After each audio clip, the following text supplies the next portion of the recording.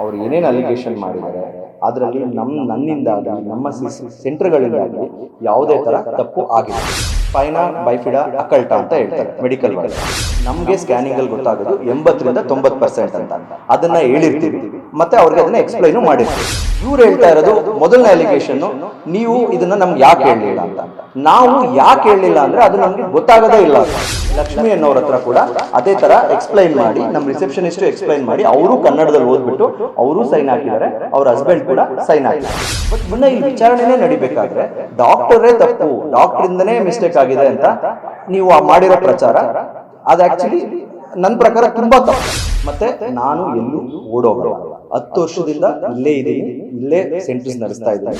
ಯಾವುದೇ ತರ ಈಗ KPME ತನಿಖೆ ಇರ್ಬೋದು, ಇವನ್ ಅವ್ರ ಕೋರ್ಟ್ ಕೇಸ್ ಹಾಕಿದ್ರು ನಾನು ಅದಕ್ಕೆ ರೆಡಿ ಇದ್ದೀನಿ.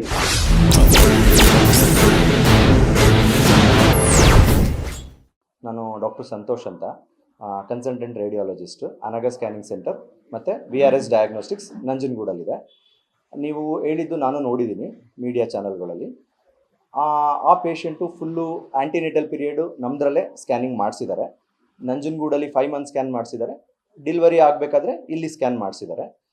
ಅವ್ರಿಗೆ ಆಗಿರೋ ತೊಂದರೆ ಏನಂದರೆ ಸ್ಪೈನಾ ಬೈಫಿಡಾ ಅಕಲ್ಟಾ ಅಂತ ಹೇಳ್ತಾರೆ ಮೆಡಿಕಲ್ ವರ್ಡಲ್ಲಿ. ಅದು ಯಾಕಾಗುತ್ತೆ ಅಂತ ಅಂದರೆ ತಾಯಿಲಿ ಫೋಲಿಕ್ ಆ್ಯಸಿಡ್ ಡಿಫಿಷಿಯನ್ಸಿ ಇದ್ದರೆ ಆಗುತ್ತೆ. ತಾಯಿಲಿ ಫೋಲಿಕ್ ಆ್ಯಸಿಡ್ ಡಿಫಿಷಿಯನ್ಸಿ ಯಾಕಾಗುತ್ತೆ ಅಂದರೆ ಪ್ರೆಗ್ನೆನ್ಸಿಗೆ ಮುಂಚೆ ಅವ್ರಿಗೇನಾದರೂ ಫೋಲಿಕ್ ಆ್ಯಸಿಡ್ ಸ್ಟೋರ್ಸ್ ಬಾಡಿಲಿ ಕಡಿಮೆ ಇದ್ದರೆ, ಕಡಿಮೆ ಅಂತರದಲ್ಲಿ 2ನೇ ಮಗು ಮಾಡಿಕೊಂಡ್ರೆ ಆವಾಗ ಬಾಡಿಲಿ ಫೋಲಿಕ್ ಆ್ಯಸಿಡ್ ಇರಲ್ಲ. ಆವಾಗ ಕಡಿಮೆ ಆದಾಗ ಆ ಟೈಮಲ್ಲಿ ಪ್ರೆಗ್ನೆನ್ಸಿ ಆದರೆ ಬೋನ್ ಫಾರ್ಮೇಷನ್ ಸರಿಯಾಗಲ್ಲ. ಆ ಟೈಮಲ್ಲಿ ಅವ್ರಿಗೆ ಈ ಥರ ಸ್ಪೈನಾ ಬೈಫಿಡಾ ಅಕಲ್ಟಾ ಆಗುತ್ತೆ. ಅದು ನಿಮಗೆ ಚಿತ್ರದಲ್ಲಿ ತೋರಿಸ್ಬೇಕು ಅಂದರೆ ಇಲ್ಲಿ ಮೊದಲನೇ ಚಿತ್ರ ಇದೆಯಲ್ಲ, ಈ ಥರ ನೋಡಿ, ಇದು ನಾರ್ಮಲ್ ಆಗಿರುತ್ತೆ. ಇದು ಸ್ಪೈನಾ ಬೈಫಿಡಾ ಅಕಲ್ಟಾ. ಅವ್ರು ಯಾರು ಹೇಳ್ತಾ ಇದ್ದಾರೆ, ಲಕ್ಷ್ಮಿ ಅಂತ ಆರೋಪ ಮಾಡ್ತಿದಾರಲ್ಲ, ಅವ್ರಿಗಾಗಿರೋದು. ಇನ್ನು ಸಿವಿಯರ್ ಫಾರ್ಮಲ್ಲಿ ಹೋದರೆ ಇದು ಮೆನಿಂಗೋಸಿಲ್ ಅಂತ ಆಗುತ್ತೆ, ಇದು ಮೆನಿಂಗೋಮೈಲೋಸಿಲ್ ಆಗುತ್ತೆ. ಸ್ಕ್ಯಾನಿಂಗಲ್ಲಿ ಈ 2 ಫಾರ್ಮ್ಸು 80 to 100% ಡಿಟೆಕ್ಟ್ ಆಗುತ್ತೆ. ಅಂದರೆ ಮಗು ಮೇಲೆ ಈ ಥರ ಬೆನ್ನ ಮೇಲೆ ಗುಬ್ಬಿ ಥರ ಇರುತ್ತೆ. ಸೊ ಈ 2 ತೊಂದರೆಗಳು ಸ್ಕ್ಯಾನಿಂಗಲ್ಲಿ 80 to 100% ಡಿಟೆಕ್ಟ್ ಆಗುತ್ತೆ. ನಮ್ಮದ್ರಲ್ಲೂ ಡಿಟೆಕ್ಟ್ ಆಗಿದೆ. 10 ವರ್ಷದಲ್ಲಿ ನನ್ನ ಪ್ರಕಾರ 100 to 150 ಅಬೋಷನ್ಸ್ ಆಗಿದೆ ಸ್ಪೈನಾ ಬೈಫಿಡಾ ಆಗಿ. ಓಪನ್ ಡಿಫೆಕ್ಟ್ ಆದರೆ ಅದನ್ನು ಮೆನಿಂಗೋಸಿಲ್ ಅಂತಾರೆ ಅಥವಾ ಮೆನಿಂಗೋಮೈಲೋಸಿಲ್ ಅಂತ ಹೇಳ್ತಾರೆ. ಇವ್ರಿಗಾಗಿರೋದೇನೆಂದರೆ ಇವ್ರಿಗೆ ಈ ಥರ ಆದಾಗ ಏನಾಗುತ್ತೆ, ಜಸ್ಟ್ ಈ ಥರ ಹೇರ್ಸ್ ಇರುತ್ತೆ. ಹೇರ್ಸ್ ಮಧ್ಯದಲ್ಲಿ ಒಂದು ತಿನ್ ಡಿಫೆಕ್ಟ್ ಥರ ಇರುತ್ತೆ. ಫಾರ್ ಎಕ್ಸಾಂಪಲ್ ಇಲ್ಲಿ ನೋಡಿದ್ರೆ ಈ ಥರ ಸ್ಪೈನಲ್ ಕಾರ್ಡ್ ಇದ್ದರೆ ಇಲ್ಲಿ ಹೇರ್ಸ್ ಬರುತ್ತೆ. ಹೇರ್ಸ್ದು ಮಧ್ಯ ಒಂದು ತಿನ್ ಡಿಫೆಕ್ಟ್, ಸ್ಕಿನ್ ಡಿಫೆಕ್ಟ್ ಇರುತ್ತೆ. ಸ್ಕಿನ್ನು ಅದನ್ನು ಹೇರ್ಸ್ ಮಧ್ಯ ಸ್ಕಿನ್ ಡಿಫೆಕ್ಟ್ ಇರುತ್ತೆ. ಅವ್ರು ಅವತ್ತು ನನಗೆ ಪೇಷಂಟ್ ಕಡೆಯವ್ರು ಫೋನ್ ಮಾಡಿದಾಗ ಹೇರ್ಸ್ ಕಾಣಲ್ವಾ ಸರ್ ನಿಮಗೆ ಅಂತ ಕೇಳಿದ್ರು. ನಾನು ಅವ್ರಿಗೆ ಕ್ಲೀನಾಗಿ ಎಕ್ಸ್ಪ್ಲೈನ್ ಮಾಡಿದ್ದೀನಿ. ಏನಂದರೆ ಲೈಕ್ ಸ್ವಿಮ್ಮಿಂಗ್ ಪೂಲಲ್ಲಿ ಎದ್ದು ಬಂದಾಗ ಕೂದಲೆಲ್ಲ ನೀರಾದಾಗ ಈಸಿಯಾಗಿ ಮಲ್ಕೊಂಡ್ಬಿಡುತ್ತಲ್ಲ, ಮಗು ಸುತ್ತನೂ ನೀರಿರುತ್ತೆ. ಡೆಲಿವರಿ ಆಗೋವರೆಗೂ ಮಗು ಸುತ್ತ ನೀರಿರುತ್ತೆ. ಸೊ ಯಾವುದೇ ಮೊಮೆಂಟಲ್ಲಿ ಕೂಡ ಕೂದಲು ಮಲ್ಕೊಂಡೇ ಇರುತ್ತೆ. ಸೊ ಈ ಸ್ಕಿನ್ ಡಿಫೆಕ್ಟ್ ಏನಾಗಿರುತ್ತೆ, ಕೂದಲು ಫುಲ್ಲು ಮುಚ್ಚಿಬಿಟ್ಟಿರುತ್ತೆ ಆ ಸ್ಕಿನ್ ಡಿಫೆಕ್ಟ್ನ. ಸೊ ಹಂಗಾಗಿ ಅದು ಹುಟ್ಟೋ ಮುಂಚೆ ಗೊತ್ತಾಗೋ ಚಾನ್ಸ್ ತುಂಬ ಕಡಿಮೆ ಇರುತ್ತೆ. ಅದಕ್ಕೆ ನಾನು ಸುಮ್ಮನೆ ನನ್ನ ಬಾಯ್ ಅಂತ ಹೇಳಲ್ಲ, ನನ್ನಿಂದ ಇದಾಗಿದೆ ಅಂತ ಹೇಳಲ್ಲ. ಇದು ಇಂಟರ್ನ್ಯಾಷನಲ್ ಆರ್ಟಿಕಲ್. ಇದನ್ನ ಎಲ್ಲಿ ಬೇಕಾದ್ರೂ ಡೌನ್ಲೋಡ್ ಮಾಡ್ಕೋಬಹುದು. Prenatal diagnosis of open and closed spinal bifida ಅಂತ. ಇದರಲ್ಲಿ ಆ ಡಿಫೆಕ್ಟ್ದು ಡಿಟೆಕ್ಟ್ ಆಗೋ ಚಾನ್ಸಸ್ 7% ಕೊಟ್ಟಿದ್ದಾರೆ. ಅಂದರೆ ಅವರು 100 ಮೆಂಬರ್ಸ್ಗೆ ಮುಂಚೆ ಸ್ಕ್ಯಾನ್ ಮಾಡಿ ಹುಟ್ಟಿದ ಮೇಲೆ ಎಷ್ಟು ಜನಕ್ಕೆ ಬಂದಿದೆ ಅಂತ ರೆಟ್ರೋಸ್ಪೆಕ್ಟಿವ್ ಸ್ಟಡಿ ಮಾಡಿದಾಗ ಬರೀ 7% ಅಷ್ಟೇ ಡಿಟೆಕ್ಟ್ ಆಗಿರೋದು. ಸೊ ಅವರು ನನ್ನ ಕೇಳಿದಾಗ ಇಷ್ಟೇ ಎಕ್ಸ್ಪ್ಲೈನ್ ಮಾಡಿದ್ದು, ಈ ಥರ ಅದು ಗೊತ್ತಾಗಲ್ಲ, ಹುಟ್ಟೋಕೆ ಮುಂಚೆ ಅದು ಗೊತ್ತಾಗಲ್ಲ ಅಂತ ಹೇಳಿದೆ. ಆಮೇಲೆ ಅವರು ನಮ್ಮ ಮಗು ಹಾರ್ಟು ರೈಟ್ ಸೈಡ್ ಇದೆ ಅಂತ ಹೇಳಿದ್ರು. ಆ್ಯಕ್ಚುಲಿ ಮಗು ನಾರ್ಮಲ್ ಆಗಿ ಎಲ್ಲರಿಗೂ ಲೆಫ್ಟ್ ಸೈಡ್ ಇರುತ್ತೆ. ವೆರಿ ಮಿನಿಮಲ್ ಪರ್ಸನ್ಗೆ ರೈಟ್ಸ್ ಇರುತ್ತೆ, ತುಂಬ ರೇರ್ಗೆ ಲೆಫ್ಟ್ ಇರುತ್ತೆ. ನಾವೇನು ಮಾಡಿದ್ದೀವಿ, ಹಾರ್ಟ್ನ ಕಂಪ್ಲೀಟಾಗಿ ಚೆಕ್ ಮಾಡಿದ್ದೀವಿ ಸ್ಕ್ಯಾನಿಂಗಲ್ಲಿ. ವಾಲ್ಸಿಂದ ಹಿಡಿದು ವೆಸಲ್ಸ್ ಅಟ್ಯಾಚ್ಮೆಂಟಿಂದ ಹಿಡಿದು ಹಾರ್ಟ್ ಫಂಕ್ಷನಿಂಗು, ಪಂಪಿಂಗು ಎಲ್ಲ ಚೆಕ್ ಮಾಡಿದ್ದೀವಿ. ಅದೆಲ್ಲ ನಾರ್ಮಲ್ ಬಂದಿದೆ. ಸೊ ಐಸೋಲೇಟೆಡ್ ಡೆಕ್ಸ್ಟ್ರೋಕಾರ್ಡಿಯಾ ಅಥವಾ ಸೈಟಸ್ ಇನ್ವರ್ಸಸ್ ಯಾವುದೇ ಥರ ಮಗು ಲೈಫ್ ಎಕ್ಸ್ಪೆಕ್ಟೆನ್ಸಿಗೆ ಪ್ರಾಬ್ಲಮ್ ಮಾಡೋದಿಲ್ಲ. ಬೇಕಾದರೆ ನೀವು ಅದನ್ನು ಗೂಗಲಲ್ಲಿ ಚೆಕ್ ಮಾಡ್ಬೋದು, ಎಲ್ಲಿ ಬೇಕಾದ್ರೂ ಚೆಕ್ ಮಾಡ್ಬೋದು. Just life expectancy in dextrocardia or situs inversus ಅಂತ ಹೊಡೆದ್ರೆ ಬರುತ್ತೆ. There is no change in left side or right side life expectancy unless there is associated abnormalities. So ಅದು ನಾನು ಕ್ಲಿಯರ್ ಮಾಡಿದೆ. ಮತ್ತೆ ಅವರು ಬಂದು ಅವ್ರು ಬಂದು ನನ್ನನ್ನು ಕೇಳಿದಾಗ ನಾನು ಏನು ರೆಸ್ಪಾಂಡ್ ಮಾಡಿಲ್ಲ, ಇಲ್ಲ ನಾನು ನೀವು ಹೋಗಿ ಎಲ್ಲಿ ಬೇಕಾದ್ರೂ ಕೋರ್ಟ್ ಕೇಸ್ ಹಾಕೊಳ್ಳಿ ಅಂತ. ಬೇರೆ ಈ ಥರ ಡಿಟೆಕ್ಟ್ ಆಗೋ ಪ್ರಾಬ್ಲಮ್ಸ್ ಇದ್ದರೆ ಯಾವಾಗಲೇ ಡಿಟೆಕ್ಟ್ ಆದರೂ ನಾವೇ ಎಕ್ಸ್ಪ್ಲೈನ್ ಮಾಡಿ, ಈವನ್ ಪೇಷಂಟ್ಗೆ ಯಾರು ಡಾಕ್ಟ್ರು ಕಳಿಸಿರ್ತಾರೆ ಅವ್ರಿಗೂ ಫೋನ್ ಮಾಡಿ, ನೋಡಿ ಮೇಡಮ್ ಈ ಥರ ಡಿಫೆಕ್ಟ್ ಇದೆ, ನೀವು ಇದಕ್ಕೆ ಪೇಷಂಟ್ನ ಕೌನ್ಸಿಲಿಂಗ್ ಮಾಡಿ ಅದನ್ನು ಕಂಟಿನ್ಯೂ ಮಾಡಿದ್ರೆ ಹುಟ್ಟಿದ ಮೇಲೆ ಏನೇನು ಪ್ರಿಕಾಷನ್ಸ್ ತೊಗೋಬೇಕು ಅದನ್ನೆಲ್ಲ ಎಕ್ಸ್ಪ್ಲೈನ್ ಮಾಡಿ ಕಳಿಸ್ತೀವಿ. ಈಗಲೂ 2 days ಬ್ಯಾಕು ಇಲ್ಲ ಲಾಸ್ಟ್ ವೀಕಲ್ಲಿ ಕಾಲು CTEV ಕ್ಲಬ್ ಫುಟ್ ಅಂತ ಹೇಳ್ತಾರೆ, ಕಾಲು ಹಿಂಗಿರ್ಬೇಕಾಗಿದ್ದು ಹಿಂಗಿತ್ತು, ಬಟ್ ಅದು ಅಬೋರ್ಷನ್ ಮಾಡೋ ಅನಾಮಲಿ ಅಲ್ಲ. ಯಾಕಂದರೆ ಅದಕ್ಕೆ ಹುಟ್ಟಿದ ತಕ್ಷಣನೇ ಪ್ಲಾಸ್ಟರ್ ಹಾಕ್ಬಿಟ್ಟು ಬಿಟ್ಟರೆ ವಿದಿನ್ 1 year ಕರೆಕ್ಟ್ ಆಗುತ್ತೆ. ಸೊ ಆ ಥರ ಕರೆಕ್ಟ್ ಆಗಲ್ಲ ಅನಾಮಲೀಸ್ ಇದ್ದರೆ ನಾವೇ ಪೇಷಂಟ್ಗೆ ಹೇಳ್ಬಿಡ್ತೀವಿ, ನೀವು ಇದಕ್ಕೆ ಅಬೋರ್ಷನ್ ಮಾಡಿಸೋ ಅವಶ್ಯಕತೆ ಇಲ್ಲ ಅಂತ. ಇವ್ರು ಹೇಳ್ತಾ ಇರೋದು ಮೊದಲನೇ ಅಲಿಗೇಷನ್ನು, ನೀವು ಇದನ್ನು ನಮ್ಗೆ ಯಾಕೆ ಹೇಳಲಿಲ್ಲ ಅಂತ. ನಾವು ಯಾಕೆ ಹೇಳಲಿಲ್ಲ ಅಂದರೆ ಅದು ನಮಗೆ ಗೊತ್ತಾಗೋದೇ ಇಲ್ಲ. ಅದು ಯಾಕಂದರೆ ಅದು ಕೂದಲು ಮಧ್ಯ ಡಿಫೆಕ್ಟ್ ಕ್ಲೋಸ್ ಆಗಿರೋದ್ರಿಂದ, ಮತ್ತು ಕೂದಲು ಮೋಸ್ಟ್ ಆಫ್ ದ ಟೈಮ್ ವಾಟ್ರಿಂದ ವೆಟ್ ಆಗಿರೋದ್ರಿಂದ ಅದು ಕೂದಲು ಕಾಣೋದು ಇಲ್ಲ, ಮತ್ತು ಆ ಡಿಫೆಕ್ಟು ಕಾಣೋದಿಲ್ಲ. ಸೊ ಹಂಗಾಗಿ ನಾವು ಅವ್ರಿಗೆ ಹೇಳಿಲ್ಲ. ಇನ್ನೊಂದೇನು ಹೇಳ್ತಿದ್ದಾರೆ, ಮುಂಚೆನೇ ಹೇಳಿದರೆ ನಾವು ಅಬೋರ್ಷನ್ ಮಾಡಿಸ್ಕೊತಿದ್ವಿ ಅಂತ ಹೇಳ್ತಿದ್ದಾರೆ. ಅದೇ ವಿಷಯನ ಅವ್ರು ನನಗೆ ಫೋನ್ ಮಾಡಿದಾಗ ನಾನು ಅವ್ರಿಗೆ ಯಾರು ಡಾಕ್ಟ್ರು ನೋಡ್ತಿದ್ದಾರೆ ಅವ್ರಿಗೇನೆ ಕಾಲಲ್ಲಿ ತೊಗೊಂಡು ಕೇಳಿದೆ, ಮೇಡಮ್ ಈ ಡಿಫೆಕ್ಟ್ನ ನಾನು ಮುಂಚೆ ನಿಮ್ಗೆ ಹೇಳಿದರೆ ಅಬೋರ್ಷನ್ ಮಾಡ್ತಿದ್ರ ಅಂತ. ಅದಕ್ಕೆ ಅವ್ರು ಹೇಳಿದ್ರು, ಇದು ಅಬೋರ್ಷನ್ ಮಾಡೋ ಥರ ಡಿಫೆಕ್ಟ್ ಅಲ್ಲ, ಯಾಕಂದರೆ ಇದು ಹುಟ್ಟಿದ ಮೇಲೆ ಕರೆಕ್ಟ್ ಮಾಡ್ಕೊಳ್ಳೋ ಥರ ಡಿಫೆಕ್ಟ್ಸು.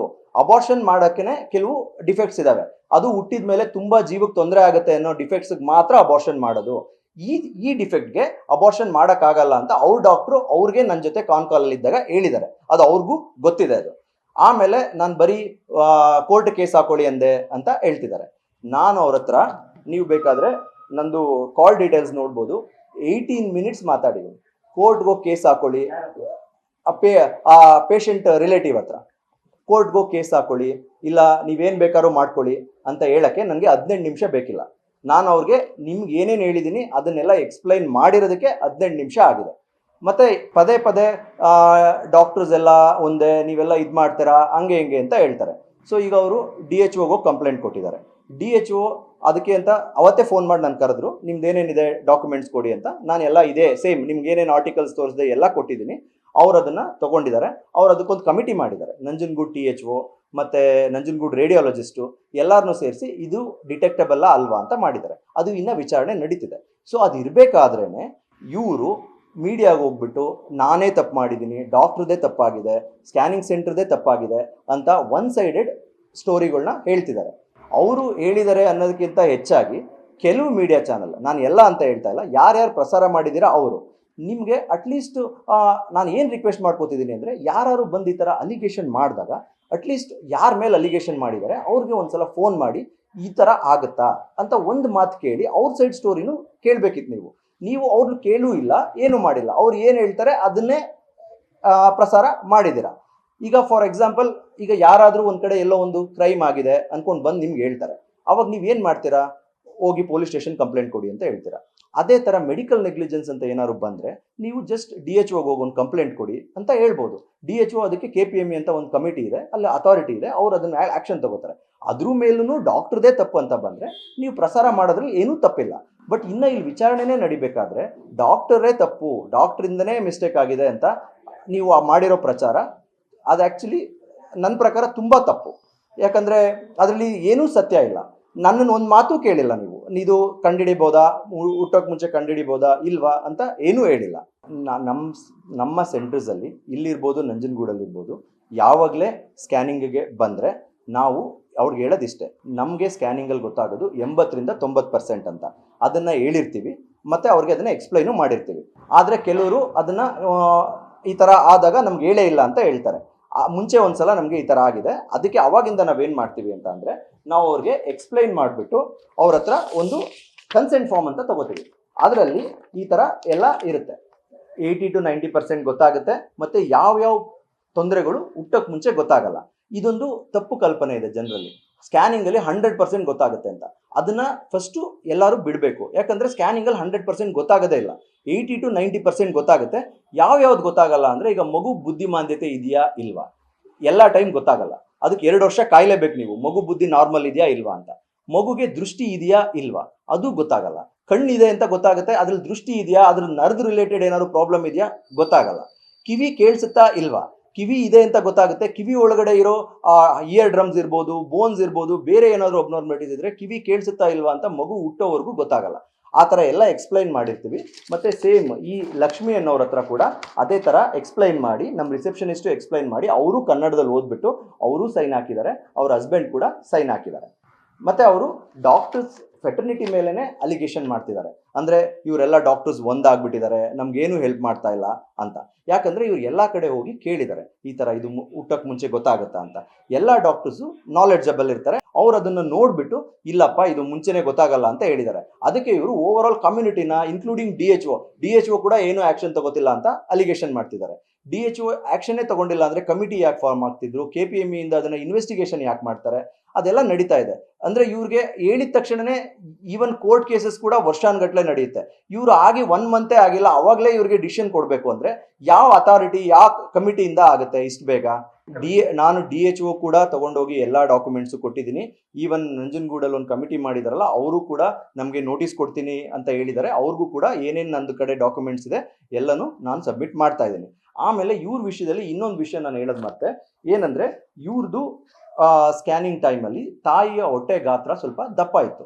ಅಂದರೆ ಫ್ಯಾಟ್ ಡೆಪಾಸಿಷನ್ ಜಾಸ್ತಿ ಆಗಿರುತ್ತೆ. ಕೆಲವರಿಗೆ ಸೆಕೆಂಡ್ ಪ್ರೆಗ್ನೆನ್ಸಿಲಿ ಆ ಥರ ಆಗಿರುತ್ತೆ. ಆ ಟೈಮಲ್ಲಿ ನಾವು ಅದನ್ನು ರಿಪೋರ್ಟಲ್ಲಿ ಮೆನ್ಷನ್ ಮಾಡಿರ್ತೀವಿ. Poor acoustic shadowing due to thick maternal abdominal wall ಮಾಡಿದ್ದೀವಿ. ಇಲ್ಲಿ ನೋಟ್ ಅಂತ ಹಾಕ್ಬಿಟ್ಟು ಮಾಡಿದ್ದೀವಿ.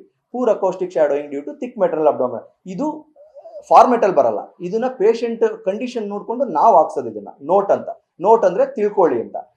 ಯಾಕಂದರೆ ಆ ಟೈಮಲ್ಲಿ ಫ್ಯಾಟ್ ಜಾಸ್ತಿ ಇದ್ದಾಗ ಅಲ್ಟ್ರಾಸೌಂಡ್ ವೇವ್ಸ್ ಕಂಪ್ಲೀಟಾಗಿ ಪಾಸ್ ಆಗಲ್ಲ ಹೊಟ್ಟೆ ಒಳಗಡೆ. ಅವಾಗ ಏನಾಗುತ್ತೆ, ಕೆಲವು ಸಲ ಮಗು ಪೊಸಿಷನ್ ವೇರಿಯೇಷನ್ಸ್ ಇದ್ರೆ, ಕೆಲವು ಸಲ ಫಿಂಗರ್ಸ್ ಇರ್ಬೋದು, ಇಲ್ಲ ಮಗು ಪೊಸಿಷನ್ ಇರ್ಬೋದು, ಕೆಲವು ಅಬ್ನಾರ್ಮ್ಯಾಲಿಟೀಸು ಮಿಸ್ ಆಗೋ ಚಾನ್ಸಸ್ ಇರುತ್ತೆ. ಅದಕ್ಕೆ ನಾವು ಅದನ್ನ ಮೆನ್ಷನ್ ಮಾಡಿರ್ತೀವಿ. ಸೊ ದಟ್ ಈಗ ಅವ್ರಿಗೇನಾದರೂ ತುಂಬ ಕಾನ್ಷಿಯಸ್ ಇದ್ದು ನಮ್ಗೇನಾದ್ರು ಪ್ರಾಬ್ಲಮ್ ಆಗುತ್ತೆ ಅಂತ ಅನ್ಸಿದ್ರೆ ಬೇಕಾದರೆ ಇನ್ನೊಂದ್ಸಲ ಸೆಕೆಂಡ್ ಒಪಿನಿಯನ್ ತಗೊಳ್ಳಿ ಅನ್ನೋ ಒಂದೇ ಉದ್ದೇಶದಿಂದ ನಾವು ಅದನ್ನ ಮೆನ್ಷನ್ ಮಾಡಿರ್ತೀವಿ. ಸೊ ಅದು ಕೂಡ ಮಾಡಿದ್ದೀವಿ ಇವ್ರದ್ರಲ್ಲಿ. ಬಟ್ ಇವ್ರಿಗೆ ಏನೇ ಅವರು ಬಂದಾಗ ನಾನು ಇದನ್ನೇ ಹೇಳಿದ್ದೀನಿ. ಆಮೇಲೆ ಅವರು ನೆಕ್ಸ್ಟ್ ನಾವು ಏನು ಮಾಡ್ಬೋದು ಅಂತ ಹೇಳಿದ್ರು. ನೀವು ನಿಮ್ದು ಏನೇನಿದೆ ಡಾಕ್ಟರ್ಸ್ ಹತ್ರ ಕಮಿಟಿಗೆ ಹಾಕಿದ್ದೀರಾ, ಅಲ್ಲಿಂದ ಡಿಸಿಷನ್ ಬರುತ್ತೆ, ನಿಮ್ಗೆ ಅಲ್ಲೂ ಒಪ್ಪಿಗೆ ಆಗಲಿಲ್ಲ ಅಂದರೆ ನೀವು ಕೋರ್ಟ್ಗೆ ಹೋಗ್ಬೋದು. ಕೋರ್ಟಲ್ಲಿ ಹೋದರೆ ನಾವು ನಮ್ಮದು ಕೋರ್ಟಲ್ಲಿ ಇದು ಮಾಡ್ಬೋದು. ಅದು ಇದರಲ್ಲಿ ನಮ್ಮ ಸ್ಕ್ಯಾನಿಂಗ್ ನಾಲೆಡ್ಜ್ ಪ್ರಕಾರ ನಾನು ಮಾಡಿರೋ ಪ್ರಕಾರ ತಪ್ಪಿಲ್ಲ. ಮತ್ತು ನಾನು ಇನ್ನೊಂದ್ಸಲ ಕೆಲವು ಮೀಡಿಯಾ ಅವರು ಏನು ಡಾಕ್ಟರ್ ಬಗ್ಗೆ ಪದೇ ಪದೇ ಅಲಿಗೇಷನ್ ಮಾಡ್ತಿರ್ತಾರಲ್ಲ, ಅವ್ರಿಗೆ ಹೇಳೋದೇನೆಂದರೆ, ನೀವು ಡಾಕ್ಟರ್ಸ್ನ ಯಾಕೆ ಅಷ್ಟು ಕೇವಲವಾಗಿ ಕಾಣ್ತೀರಾ ಅಂತ. ಈಗ ಡಾಕ್ಟ್ರಿಗೆ ನಿಮ್ಗೆ ರಿಲೇಟಿವ್ಸಲ್ಲಿ ಯಾರು ಡಾಕ್ಟ್ರ್ ಇದ್ದರೆ ಒಂದ್ಸಲ ಅವ್ರನ್ನ ಕೇಳಿ, ಡಾಕ್ಟ್ರ್ ಸೀಟ್ ತೊಗೊಳೋದು ಎಷ್ಟು ಕಷ್ಟ, MBBS ಮಾಡೋದು ಎಷ್ಟು ಕಷ್ಟ, PG ಪೋಸ್ಟ್ ಗ್ರಾಜ್ಯುಯೇಷನ್ ಮಾಡೋದು ಎಷ್ಟು ಕಷ್ಟ, ಸೀಟ್ ತೊಗೊಳೋದು ಎಷ್ಟು ಕಷ್ಟ, ಅದನ್ನು ಮಾಡೋದು ಎಷ್ಟು ಕಷ್ಟ, ಅಷ್ಟೆಲ್ಲ ಕಷ್ಟಪಟ್ಟಿರ್ತಾರೆ. ಆದ್ರೂ ಒಬ್ಬ ಕಾಮನ್ ಕ್ರೈಮ್ ಮಾಡ್ತಾನಲ್ಲ, ಅವನು ಕೊಡೋ ವ್ಯಾಲ್ಯೂ ಕೂಡ ಕೊಡಲ್ಲ. ಅವನೇನಾದರೂ ಮಾಡಿದ್ರೆ ಅವ್ನು ಏನೇನೋ ಪ್ರೊಸೀಜರ್ ಮಾಡಿ ಕೇಸ್ ಹಾಕಿ ಪೊಲೀಸ್ ಸ್ಟೇಷನ್ಗೆ ಹೋಗಿ ಅಂತೆಲ್ಲ ಹೇಳ್ತೀರಾ. ಡಾಕ್ಟ್ರದ್ದು ಏನಾದರೂ ಒಂದು ವಿಷಯ ಬಂದರೆ ಡಾಕ್ಟ್ರದೇ ತಪ್ಪು, ನರ್ಸಿಂಗ್ ಹೋಮೇ ತಪ್ಪು, ಇವ್ರದೇ ತಪ್ಪು ಅಂತ ಡೈರೆಕ್ಟಾಗಿ ಡಾಕ್ಟ್ರನ್ನೇ ಕಲ್ಪ್ರಿಟ್ ಥರ ಅಪರಾಧಿ ಸ್ಥಾನದಲ್ಲಿ ನಿಲ್ಲಿಸೇ ಬಿಡ್ತೀರಾ. ನಾನು ಹೇಳೋದೇನೆಂದರೆ, ನೀವು ಅದು ಮಾಡೋಕ್ಕೆ ಮುಂಚೆ ಯಾರು ಮಾಡಿರ್ತಾರೆ ಅವ್ರನ್ನೊಂದು ಒಪಿನಿಯನ್ ತಗೊಳ್ಳಿ. ಇಲ್ಲ ಅವ್ರ ಪರವಾಗಿ ಹೇಳ್ತಾರೆ ಅಂತ ನಿಮ್ಗೆ ಅನ್ಸಿದ್ರೆ ಇನ್ನೊಬ್ರು ಡಾಕ್ಟ್ರು, ಅದೇ ಡಿಪಾರ್ಟ್ಮೆಂಟ್ ಇನ್ನೊಬ್ರು ಡಾಕ್ಟ್ರು ಒಪಿನಿಯನ್ ತಗೊಳ್ಳಿ. ಆಮೇಲೆ ನೀವು ಡಿಸಿಷನ್ ಫಾರ್ಮ್ ಮಾಡ್ಕೊಳ್ಳಿ. ಆಮೇಲೆ ಈಗ ಎಲ್ಲರೂ ಏನು ಹೇಳ್ತಾರೆ, ಡಾಕ್ಟ್ರು ಬಿಸ್ನೆಸ್ ಮಾಡ್ತಾರೆ, ಇವ್ರು ಮಾಡೋದೆ ಇವ್ರಿಗೆ ಜೀವದ ಬೆಲೆ ಗೊತ್ತಿಲ್ಲ ಅಂತ ಹೇಳ್ತಾರೆ. ಒಂದು ಜೀವದ ಬೆಲೆ ಡಾಕ್ಟ್ರಿಗಿಂತ ಯಾರಿಗೆ ಚೆನ್ನಾಗಿ ಗೊತ್ತಿರುತ್ತೆ? ಯಾರಾದರೂ ಡಾಕ್ಟ್ರು ಮಾಡಿರೋರನ್ನ ಕೇಳಿ, ಅವರು ಕ್ಯಾಶುಯಾಲಿಟಿಲಿ ಡ್ಯೂಟಿಲೋ ICU ಡ್ಯೂಟಿಲೋ ಇರಬೇಕಾದ್ರೆ ಯಾರಾದರೂ ಪೇಷಂಟ್ ಕೊಲ್ಯಾಪ್ಸ್ ಆದರೆ ಇಮಿಡಿಯೇಟ್ಲಿ CPR ಮಾಡ್ತಾರೆ. CPR ಮಾಡಿದಾಗ 30-40% ಮೆಂಬರ್ಸ್ ರಿವೈವ್ ಆಗ್ತಾರೆ ವಿದಿನ್ 10 ಮಿನಿಟ್ಸ್. ಆದರೆ ಡಾಕ್ಟರ್ಸ್ ಏನು ಮಾಡ್ತಾರೆ, ಅದು 10 ಮಿನಿಟ್ಸ್ ಆದಮೇಲೂ ರಿವೈವ್ ಆಗಿಲ್ಲ ಅಂದರೆ ರಿವೈವ್ ಆಗೋ ಚಾನ್ಸಸ್ ಕಡಿಮೆ ಇರುತ್ತೆ. ಬಟ್ ಆದರೆ ಯಾವ ಡಾಕ್ಟ್ರು ಕೂಡ ನಿಲ್ಲಿಸಲ್ಲ, ಮಿನಿಮಮ್ 25-30 ಮಿನಿಟ್ಸ್ವರೆಗೂ ಮಾಡ್ತಾರೆ. ಯಾಕಂದರೆ 1% ಚಾನ್ಸಸ್ ಆದರೂ ಅವ್ರು ರಿವೈವ್ ಆಗ್ಬೋದೇನೋ ಅಂತ. ಅಷ್ಟು ವ್ಯಾಲ್ಯೂ ಕೊಡೋ ಡಾಕ್ಟ್ರನ್ನ ನೀವು ಡಾಕ್ಟ್ರಿಗೆ ಜೀವದ ಬಗ್ಗೆ ವ್ಯಾಲ್ಯೂ ಇಲ್ಲ, ಮತ್ತು ಡಾಕ್ಟ್ರು ಬಿಸ್ನೆಸ್ ಮಾಡ್ತಾರೆ ಅಂತ ಹೇಳ್ತೀರ. ಎಲ್ಲ ಡಾಕ್ಟರ್ಸ್ಗೂ ಈಗಲೂ ಕೂಡ ಅವರು ಮಿಡ್ಲ್ ಈಸ್ಟ್ಗೋ ಇಲ್ಲ ಯುರೋಪ್ಗೋ ಹೋದರೆ ಇಲ್ಲಿಗಿಂತ 3 to 5 ಟೈಮ್ಸ್ ಅರ್ನ್ ಮಾಡ್ಬೋದು. ಅವರು ಅವ್ರದ್ದೇ ಏನೋ ಪರ್ಸ್ನಲ್ ರೀಸನ್ಸಿಂದ ಇಲ್ಲಿ ಮಾಡ್ತಿರ್ತಾರೆ. ಕೆಲವರು ನಮ್ಮ ಕಂಟ್ರಿ ಅಂತ ಮಾಡ್ತಿರ್ತಾರೆ, ಇನ್ನು ಕೆಲವರು ಅವ್ರ ಪೇರೆಂಟ್ಸ್ ಇಲ್ಲ ಇದ್ದಾರೆ ಅಂತ ಮಾಡ್ತಿರ್ತಾರೆ. ನಾನು ನನ್ನ ಸ್ಕ್ಯಾನಿಂಗ್ ಸೆಂಟ್ರ್ ಇರ್ಬೋದು, ಯಾವ ಸ್ಕ್ಯಾನಿಂಗ್ ಸೆಂಟ್ರ್ ಇರ್ಬೋದು, ಎಲ್ಲಿಗೆ ಹೋಗೋ ಪೇಷಂಟ್ಸ್ಗೆ 100% ಸ್ಕ್ಯಾನಿಂಗಲ್ಲಿ ಗೊತ್ತಾಗುತ್ತೆ ಅನ್ನೋ ತಪ್ಪು ಕಲ್ಪನೆ ಇದೆಯಲ್ಲ, ಆ ಕಲ್ಪನೆಯಲ್ಲಿ ಹೋಗಬೇಡಿ. ಮ್ಯಾಕ್ಸಿಮಮ್ ಅಂದರೆ 90%ವರೆಗೂ ಗೊತ್ತಾಗುತ್ತೆ. ಅದು ತುಂಬ ಮಗು ಪೊಸಿಷನ್ ಚೆನ್ನಾಗಿದ್ದು, ಅದು ತಾಯಿಯ ಹೊಟ್ಟೆ ಗಾತ್ರ ಅಪ್ರೋಪ್ರಿಯೇಟ್ ಪೊಸಿಷನಲ್ಲಿದ್ದರೆ ಅಪ್ರೋಪ್ರಿಯೇಟ್ ಸೈಜಲ್ಲಿದ್ದರೆ ಗೊತ್ತಾಗುತ್ತೆ. ಗೊತ್ತಾಗದೇ ಇರೋ ಥರ ಪ್ರಾಬ್ಲಮ್ಸು ತುಂಬ ಇರುತ್ತೆ. ಅದು ಸಿಂಡ್ರೋಮ್ಸ್ ಅಂತ ಹೇಳ್ತಾರೆ, ಕೆಲವು ಅನಾಮಲೀಸ್ ಅಂತಾರೆ, ಆ ಥರ ತುಂಬ ಇರುತ್ತೆ, ಅದು ಗೊತ್ತಾಗಲ್ಲ. ಸೊ ನಿಮಗೆ ಆ ಥರ ಜಾಸ್ತಿ ಡೌಟ್ ಇದ್ದರೆ ಒಂದು ಕಡೆ ಅನಾಮಲಿ ಸ್ಕ್ಯಾನ್ ಮಾಡಿಸ್ಕೊತೀರಾ. ನಿಮಗೆ ಡಾಕ್ಟರ್ ಹತ್ರ ವಿಚಾರಿಸ್ಕೊಂಡು, ಸರ್ ಮ್ಯಾಮ್ ನಂಗೆ ತುಂಬ ಭಯ ಆಗ್ತಿದೆ, ಇನ್ನೊಂದು ಕಡೆ ಎಲ್ಲರೂ ಮಾಡಿಸ್ಬೋದಾ ಅಂತಂದರೆ ಇನ್ನೊಂದು ಕಡೆ ಮಾಡಿಸ್ಕೊಳ್ಳಿ. ಸೆಕೆಂಡ್ ಒಪಿನಿಯನ್ ತೊಗೊಂಡ್ರೆ ಯಾವಾಗಲೂ ತಪ್ಪಿಲ್ಲ, ಮತ್ತು ಅದರಿಂದ ನಿಮಗೆ ಅನಾಮಲೀಸ್ ಡಿಟೆಕ್ಟ್ ಆಗೋ ಚಾನ್ಸಸ್ಸು ಜಾಸ್ತಿ ಆಗುತ್ತೆ. ನಿಮಗೆ ಅದು ಕಂಟಿನ್ಯೂ ಅಂದರೆ ನಿಮ್ಮ ಮಗು ನಾರ್ಮಲ್ ಇರೋ ಚಾನ್ಸಸ್ ಕೂಡ ಜಾಸ್ತಿ ಇರುತ್ತೆ. ಸೊ ಫೈನಲಿ ನಾನು ಏನು ಹೇಳೋದಂದರೆ, ಅವ್ರು ಏನೇನು ಅಲಿಗೇಷನ್ ಮಾಡಿದ್ದಾರೆ ಅದರಲ್ಲಿ ನನ್ನಿಂದಾಗಲಿ ನಮ್ಮ ಸೆಂಟರ್ಗಳಿಂದಾಗಲಿ ಯಾವುದೇ ಥರ ತಪ್ಪು ಆಗಿಲ್ಲ. ಅವ್ರಿಗೆ ಆಗಿರೋ ಥರ ತೊಂದರೆ ಸ್ಕ್ಯಾನಿಂಗಲ್ಲಿ ಡಿಟೆಕ್ಟ್ ಆಗಲ್ಲ. ಮತ್ತು ನಾನು ಎಲ್ಲೂ ಓಡೋಗಲ್ಲ. 10 ವರ್ಷದಿಂದ ಇಲ್ಲೇ ಇದ್ದೀನಿ, ಇಲ್ಲೇ ಸೆಂಟರ್ಸ್ ನಡೆಸ್ತಾ ಇದ್ದೀನಿ. ಸೊ ಈಗಿರೋದ್ರಿಂದ ಅವರು ಲೀಗಲಿ ಬಂದರೆ, ಕೋರ್ಟ್ ಕೇಸ್ ಹಾಕಿದ್ರೆ, ಏನೇ ಆದ್ರೂ ಈವನ್ ಕೋರ್ಟಲ್ಲಿ ನನ್ನದೇ ಮಿಸ್ಟೇಕ್ ಇದೆ ಅಂತ ಬಂದರೂ ಕೂಡ ಅದನ್ನು ಫೇಸ್ ಮಾಡೋಕ್ಕೂ ನಾನು ರೆಡಿ ಇದ್ದೀನಿ. ಸೊ ಅದ್ರ ಬದಲು ದಿನ ಒಂದೊಂದು ಚಾನಲ್ಗೆ ಹೋಗಿ ಈ ಥರ ನನಗೆ ತೊಂದರೆ ಆಗಿದೆ ಅಂತ ಹೋಗಿ ನ್ಯಾಯ ಕೊಡಿಸಿ ಅಂತ ಕೇಳೋದ್ರಲ್ಲಿ ಅರ್ಥ ಇಲ್ಲ. ಅದರಿಂದ ಸುಮ್ಮನೆ ನಮ್ಮ ಸೆಂಟ್ರದಾಗಲಿ ಮತ್ತು ಅದರ್ಸ್ ಇನ್ನೊಂದು ಸೆಂಟ್ರದಾಗಲಿ ಸುಮ್ಮನೆ ಹೆಸರು ಹಾಳು ಮಾಡ್ತಾ ಇದ್ದಾರೆ ಅಷ್ಟೇ. ಅದು ಬಿಟ್ಟರೆ ಅದರಿಂದ ಅವ್ರಿಗೆ ಬೇರೆ ಏನೂ ಉಪಯೋಗ ಆಗ್ತಾ ಇಲ್ಲ. ನಂದು ಈ ವಿಷಯದಲ್ಲಿ, ಈ ಸ್ಕ್ಯಾನಿಂಗಲ್ಲಿ ನಂದು ಯಾವುದೇ ಥರ ತಪ್ಪು ಇಲ್ಲ. ಯಾವುದೇ ಥರ ಈಗ KPME ತನಿಖೆ ಇರ್ಬೋದು, ಈವನ್ ಅವ್ರು ಕೋರ್ಟ್ ಕೇಸ್ ಹಾಕಿದ್ರು ನಾನು ಅದಕ್ಕೆ ರೆಡಿ ಇದ್ದೀನಿ.